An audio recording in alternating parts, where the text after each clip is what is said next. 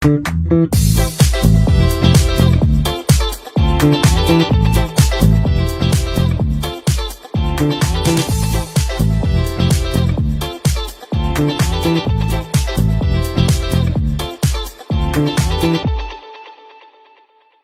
খবরে আমি মৌসুমী রয়েছি আপনাদের সঙ্গে। শুরু করছি আজকের খেলা আর খেলা।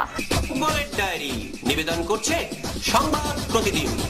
এএফসি অনূর্ধ্ব 20 এশিয়ান কাপের বাছাই পর্বে কঠিন গ্রুপে রয়েছে ভারত। মালয়েশিয়া কুয়ালালামপুরে এএফসি হাউসে অনুষ্ঠিত ড্রয়ে বি গ্রুপে রয়েছে মহেশগাঁওয়ের দল। গ্রুপ পর্বে ভারতের প্রতিপক্ষ আয়োজক দেশ উজবেকিস্তান। এছাড়াও গ্রুপ বিতে ভারতের বাকি দুই প্রতিপক্ষ সিরিয়া এবং বাংলাদেশ।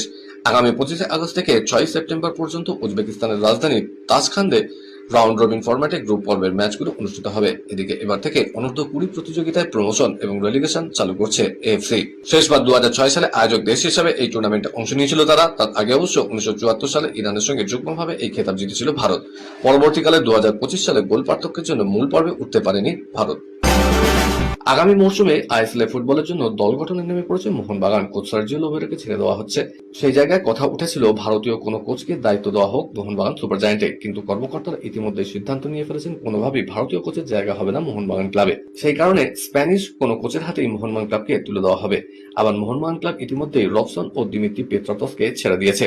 সেই জায়গায় কাদের আনা হবে তা এখনো পরিষ্কার না হলেও বিদেশি খেলোয়াড়দের জন্য দরজা খোলা রাখা হয়েছে। এমনকি কলকাতা ফুটবল লিগের জন্য একটি অতিরিক্ত দল গঠন করা হবে। ইতিমধ্যেই ফুটবলার সায়ন ব্যানার্জি ও জেসেন টিকের সঙ্গে চুক্তি করা হয়েছে। ক্রিকেটের ডায়েরি।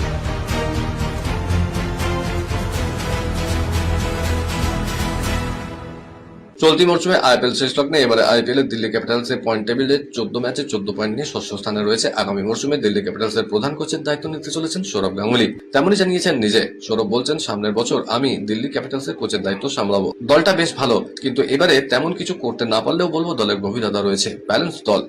দিল্লির কোচিং করতে গিয়ে সেবি সভাপতি হিসাবে যে স্বার্থের সংঘাত হবে না তার প্রয়োজনীয় আইনি চিঠিও রয়েছে। গত মরশুমে দক্ষিণ আফ্রিকাতে প্রিটোরিয়া ক্যাপিটালস এর হয়ে প্রথমবার প্রধান কোচের পদের দায়িত্ব সামলেছেন সৌরভ। একটা দুটো নয়, 14টা ম্যাচের একটাতেও তাকে খেলানো গেল না। একবারের জন্য কেকেআর এর ম্যানেজমেন্টের মনে হলো না এরকম একজন অলরাউন্ডারকে অকারণে বেঞ্চে বসিয়ে রাখা হচ্ছে। ক্যামেরন গ্রিন যখন লাগাতার ফ্লপ করছিলেন তখনও কেকেআর রচিন রবীন্দ্রর মতো তারকাকে একটাও সুযোগ দেয়নি। সেই রচিন এবার কেকেআর ও কেকেআর এর ক্যাপ্টেন ম্যানেজমেন্টকে যোগ্য জবাব দিয়ে গেলেন। আয়ারল্যান্ডের বিরুদ্ধে টেস্টে সেঞ্চুরি করলেন রচিন, 121 রানের দুর্দান্ত ইনিংস খেললেন। কলকাতা নাইট রাইডার্সের অলরাউন্ডার রচিন রবীন্দ্র আইপিএল এ মাঝপথ ছেড়ে নিউজিল্যান্ডের আসন্ন ইংল্যান্ড টেস্ট সফরের প্রস্তুতিতে মনোযোগ দিতে দেশে ফিরে যান। মে মাসে প্রচন্ড গরম এখন আইপিএল এর জন্য বড় সমস্যা হয়ে দাঁড়িয়েছে। অনেক মাঠে খুব বেশি গরমে খেলতে হচ্ছে ক্রিকেটারদের। শুধু ম্যাচ নয়, অনুশীলনের সময় ক্লান্তি ও শরীরে জলের ঘাটতির মতো সমস্যা দেখা দিচ্ছে। প্রচন্ড গরম আর ক্রিকেটারদের উপর বাড়তে থাকা চাপ এখন ভারতীয় ক্রিকেট বোর্ডের বড় চিন্তার কারণ। আইপিএল চেয়ারম্যান অরুণ ধুমাল জানিয়েছেন, ভবিষ্যতের কথা ভেবে নতুন সময়সূচি নিয়ে আলোচনা শুরু হয়েছে। এখন আইপিএল এর 10টি দল খেলে এবং 74টা ম্যাচ হয়। তবে 2028 সালের পর ম্যাচ সংখ্যা আরো বাড়তে পারে। সেই কারণে ক্রিকেটার, দর্শক, সম্প্রচার সংস্থা এবং স্পন্সর সবাইকে মাথায় রেখে নতুন পরিকল্পনা করছে বোর্ড। আইপিএল জুড়ে ঝড় তুলেছেন ট্রেভিস হেড, সঙ্গী ঈশান কিষান, কিন্তু সানরাইজার্স হায়দ্রাবাদের যাবতীয় বিক্রম ফিকে হয়ে গেল 15 বছরের কিশোরের সামনে। বৈভব সূর্যবংশীর অবিশ্বাস্য ইনিংসের সামনে থেমে গেল হায়দ্রাবাদের সূর্যোদয়। চলতি আইপিএল থেকে বিদায় নিলেন প্যাট কামিন্সরা। প্রথমবার আইপিএল ট্রফি হাতে তোলার দিকে আরো এক ধাপ এগিয়ে গেল বৈভব। খেলার খেলাতে সময় হয়ে গেছে এখন একটা ছোট্ট ব্রেকের। ফিরছি ব্রেকের পর, দেখতে থাকুন খেলা আর খেলা।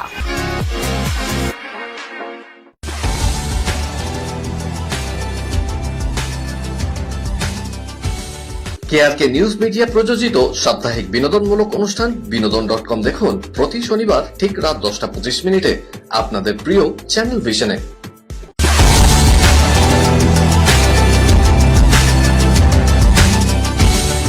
ব্রেকের পর ফিরে এলাম খেলা আর খেলাতে।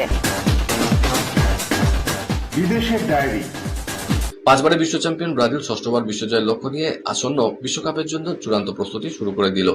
ব্রাজিলের তেরসোপোলিসে কোচ কার্লো আনচেলত্তির অধীনে ব্রাজিলিয়ান ফুটবলারদের প্রথম দিনের প্রশিক্ষণ শুরু হয় এবং প্রথম দিনে ব্রাজিলের প্রস্তুতি শিবিরে চমক। কোচ আনচেলত্তির অনুরোধে ব্রাজিল শিবিরে উপস্থিত হয়েছিলেন লুই ফিলিপ স্কোলারি, যার কোচিং এ 2002 সালে ব্রাজিল শেষবার বিশ্ব চ্যাম্পিয়ন হয়েছিল। স্কোলারিকে শিবিরে আনার পেছনে বর্তমান ব্রাজিল কোচ আনচেলত্তির বিশেষ ভাবনা রয়েছে।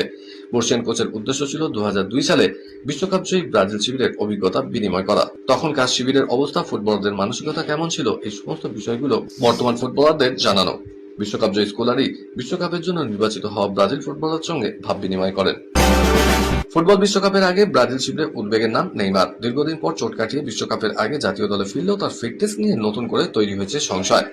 বিশ্বকাপের জন্য প্রথম দিনই জাতীয় দলের অনুশীলনে এলেন না 34 বছর বয়সী এই তারকা ফুটবলার। বিষয়টি নিয়ে ব্রাজিল ফুটবল কনফেডারেশন জানিয়েছে, নেইমারের ডান পায়ের চোট এখনো পুরোপুরি সেরে ওঠেনি। সেই জন্য গ্রাঞ্জা কোমারির অনুশীলনে যোগ না দিয়ে তাকে তেরসোপোলিসের একটি বেসরকারি হাসপাতালে ইমেজিং টেস্টে পাঠানো হয়েছে। এদিন ব্রাজিল ফুটবল ফেডারেশনের পক্ষে আরো বলা হয়েছে, সমস্ত মেডিকেল পরীক্ষা শেষ না হওয়া পর্যন্ত নেইমারের চোটের বিষয়ে আর কিছু জানানো হবে না। Crystal Palace have beaten Rayo Vallecano by a Jean-Philippe Mateta goal to nil. More silver for the Palace. Europa conference লিগে চ্যাম্পিয়ন হলো ক্রিস্টাল প্যালেস। জার্মানির লিপজিগে ফাইনালে তারা 1-0 গোলের ব্যবধানে হারায় রায়ো ভায়াকানোকে। 50 মিনিটে জয়সূচক গোলটি করেছেন জঁ ফিলিপে মাতেতা। ক্লাবের ইতিহাসে এই প্রথম ইউরোপিয়ান ট্রফি জিতল ক্রিস্টাল প্যালেস। ফরাসি ওপেনের দ্বিতীয় রাউন্ড থেকে বিদায় নিলেন ইয়ানিক সিনার। বিশ্বের 1 নম্বর টেনিস খেলোয়াড় চোটের কাছে হার মানতে বাধ্য হলেন। আর্জেন্টিনার জুয়ান ম্যানুয়েল সেরুন্দোলার কাছে হারলেন 6-3, 6-2, 5-7, 1-6, 1-6 গেমে। তৃতীয় সেট থেকে শারীরিক সমস্যা শুরু হয় সিনারের। পুরো ম্যাচ খেললেও শেষ পর্যন্ত জিতে কোর্ট ছাড়তে পারলেন না। ফলে কেরিয়ার গ্র্যান্ড স্ল্যামের স্বপ্ন অধরা থেকে গেল এবছরের মতো। Central Asia volleyball association championship ভারতীয় ভলিবল লজ্জার হারে মুখ লুকালো। নেপালে অনুষ্ঠিত এই প্রতিযোগিতায় ভারত মুখোমুখি হয়েছিল কাজাকিস্তানের বিরুদ্ধে। প্রথম গেমে ভারত কিছুটা লড়াই করার চেষ্টা করলেও শেষ পর্যন্ত হার মেনে নিতে হয় 21-25 পয়েন্টে। দ্বিতীয় গেমে আক্রমণাত্মক খেলার চেষ্টা করেও ভারত পিছিয়ে পড়ে। 17-25 পয়েন্টে ভারত পরাস্ত হয় দ্বিতীয় গেমে। তৃতীয় গেমে সেই অর্থে ভারতীয় দল কোনো লড়াই দিতে পারেনি। কাজাকিস্তানের খেলোয়াড়রা দাপট দেখিয়ে 25-15 পয়েন্টে ম্যাচ ছিনিয়ে নেয়। ভারত সরাসরি 3টি গেমে হেরে যায়। সিঙ্গাপুর ওপেন সুপার 750 ব্যাডমিন্টন প্রতিযোগিতায় পুরুষদের সিঙ্গেলসের দ্বিতীয় রাউন্ডে উঠলেন এইচএস প্রণয়। ভারতের তারকা শাটলার 3 গেমের লড়াইয়ে হারান বিশ্বের 5 নম্বর ইন্দোনেশিয়ার জোনাথন ক্রিস্টিকে। 1 ঘন্টার সামান্য বেশি সময়ে প্রণয় জেতেন 10-21, 21-12, 21-18 ফলে। 33 বছর বয়সী এর আগে 2023 বিশ্ব চ্যাম্পিয়নশিপ এবং এশিয়ান গেমসে ব্রোঞ্জ পেয়েছিলেন। তবে গত 5 বছরে এই প্রথমবার তিনি হারালেন ক্রিস্টিকে। 2021 সালে ইন্দোনেশিয়ার ওপেনে শেষবার এই দ্বৈরথে জয়ী হন প্রণয়। এদিকে মিক্সড ডাবলসের দ্বিতীয় রাউন্ডে উঠেছেন ধ্রুব কাপিলা এবং তানিশা ক্রাস্টো জুটি। সিঙ্গাপুর ওপেন সুপার 750 ব্যাডমিন্টনে মহিলাদের সিঙ্গেলসে কোয়ার্টার ফাইনালে পৌঁছে গেলেন ভারতীয় তারকা পিভি সিন্ধু। দ্বিতীয় রাউন্ডের ম্যাচে সিন্ধু মাত্র 37 মিনিটে 21-9, 21-12 ব্যবধানে জয়ী হলেন জাপানের রিকো গুঞ্জির বিরুদ্ধে। তবে ভারতীয় তারকার আসল লড়াই অপেক্ষা করছে কোয়ার্টার ফাইনালে। শেষ রাতের যুদ্ধে সিন্ধুকে লড়তে হবে শীর্ষ বাছাই দক্ষিণ কোরিয়ার আনসে ইয়ং এর বিরুদ্ধে। পুরুষদের সিঙ্গেলসে ভারতীয় তারকা লক্ষ্য সেন ওয়াকওভার পেয়ে কোয়ার্টার ফাইনালে উঠেছেন।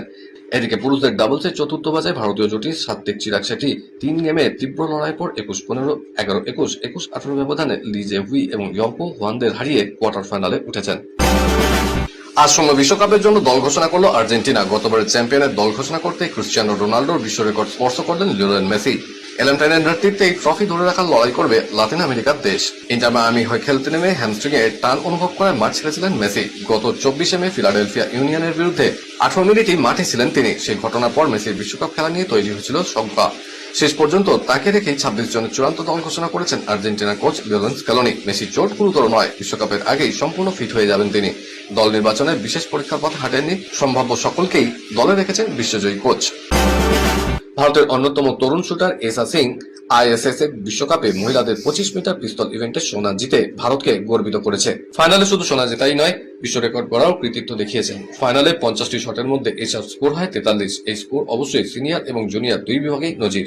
অলিম্পিক চ্যাম্পিয়ন ইয়াং জি ইয়েনের মতো শুটারদের টপকে মাইলস্টোন তিনি স্পর্শ করলেন। কোয়ালিফিকেশনে এসা শেষ করেছিলেন 5ম স্থানে। মোট স্কোর 587-19x। এক সপ্তাহ হয়ে গেছে, তবু এখনো আইএসএল চ্যাম্পিয়ন হওয়ার উৎসব চলছে ইস্ট বেঙ্গল সমর্থকদের মধ্যে। তবে সেই উৎসবের মাঝেও কিছুটা আশঙ্কার চোরা স্রোত। আগামী বছরে দল গঠন হবে কি? অস্কার ব্রুজন কি থাকবেন? ইমামি আগের মতোই বিনিয়োগ করবে তো? নানা আশঙ্কার মাঝেই প্রায় 2.5 ঘন্টার বেশি বৈঠক করলেন ইমামি এবং ইস্ট বেঙ্গল কর্তারা। বৈঠকের পর ইমামি কর্তা আদিত্য আগরওয়াল জানিয়ে দিয়েছেন আগামী বছর ভালো দল হবে, কিন্তু অস্কারি কোচ থাকবে কিনা তা নিয়ে স্পষ্ট কিছু বলা যাচ্ছে না। শুধু জানিয়েছেন অনেকের সঙ্গেই আলোচনা হবে। ইস্ট বেঙ্গল কর্তা দেবব্রত সরকার জানালেন কিভাবে দল করা যায় সে নিয়ে আলোচনা হয়েছে। পুরনো বিদেশিদের ধরে রাখা হবে কিনা, নতুন কোনো ফুটবলার নেওয়া হবে, সেই সমস্ত প্রশ্নের উত্তরে ইমামি কর্তারা জানিয়েছেন সঠিক সময় উত্তর পাওয়া যাবে। কলকাতায় মেসির মূর্তি নিয়ে টানাপোড়েনের খবর এবার পৌঁছে গেছে লাতিন আমেরিকাতেও। ব্রাজিল এবং আর্জেন্টিনা দুই দেশের সংবাদ মাধ্যমে জায়গা করে নিয়েছে লেকটাউনের মেসির মূর্তি নিয়ে টানাপোড়েনের খবর। ব্রাজিল সংবাদমাধ্যম ও গ্লোবোতে প্রকাশিত হয়েছে মেসির মূর্তি স্থানান্তরের খবর। আর্জেন্টিনীয় সংবাদপত্র লা নোসিওতেও এই খবর প্রকাশিত হয়েছে। গত বছর ডিসেম্বর মাসে মেসি কলকাতা সফরে ভার্চুয়ালি 70 ফুটের মূর্তিটি উদ্বোধন করেন খোদ আর্জেন্টিনীয় ফুটবল তারকা। পাশে ছিলেন বিধাননগরের প্রাক্তন বিধায়ক ও প্রাক্তন দমকল মন্ত্রী সুজিত বসু। মূলত তার তত্ত্বাবধানে ও উদ্যোগে মূর্তিটি তৈরি হয়, কিন্তু কয়েক মাসের মধ্যেই মূর্তির অবস্থা সঙ্গীন। হাওয়ায় দুলছে বিশাল স্থাপত্যটি। বেদির উপরে 44 মিটারের মূর্তি নিয়ে লেকটাউনবাসী রীতিমতো আতঙ্কে ভুগছেন। তাদের আশঙ্কা, এই মূর্তিটি যে কোনো মুহূর্তে ভেঙে পড়তে পারে। ভারতীয় অলিম্পিক অ্যাসোসিয়েশনের নীতি অনুযায়ী একাধিক ক্রীড়া সংস্থার পদাধিকারী হিসেবে থাকতে পারে না কোন এক ব্যক্তি। সেই নিয়মকে উপেক্ষা করে ময়দানে একাধিক ক্রীড়া সংস্থার সভাপতি বা সচিবের পদ আঁকড়ে রয়েছেন অনেকেই। এবার সেই ছবি পরিবর্তনের উদ্যোগী হলো বেঙ্গল অলিম্পিক অ্যাসোসিয়েশন। প্রাথমিকভাবে এই ইস্যুতে বিওএ চিঠি দিয়েছে স্বপন ব্যানার্জি, সুজিত বসুকে। দুজনেই একাধিক ক্রীড়া সংস্থার পদাধিকারী।